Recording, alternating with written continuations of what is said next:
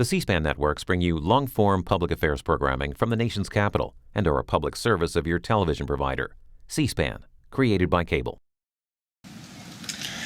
Stephen Carlson. Thank you, Mr. President. Have you been surprised by the backlash that's been whipped up by your decision to do a deal to free Bergdahl, and what do you think is motivating that?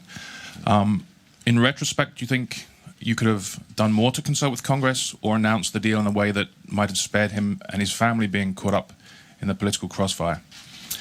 Prime Minister, how do you respond to criticism that your decision to meet Vladimir Putin and his meetings with other key European leaders are actually devaluing the punishment that was meted out to Russia by throwing it out of the G8? And finally, should Qatar be deprived of the right to host the World Cup? And if so, is England willing to host it?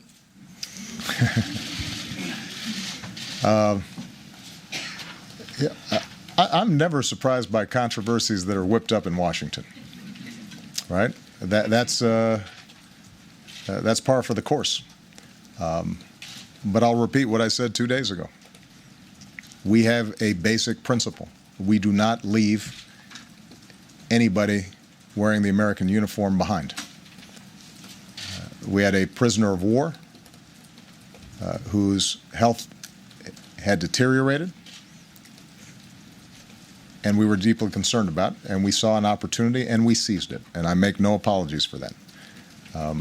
We had discussed with Congress the possibility that something like this might occur, but because of the nature of the folks that we were dealing with and the fragile nature of these negotiations, we felt it was important to go ahead and do what we did.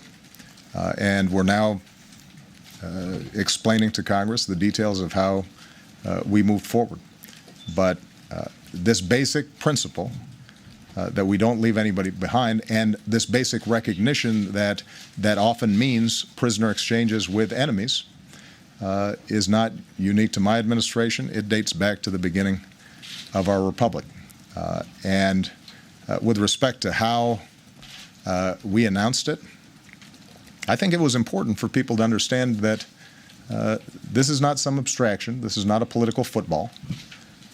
You have a couple of parents whose kid volunteered to fight in a distant land, who they hadn't seen in 5 years and weren't sure whether they'd ever see again.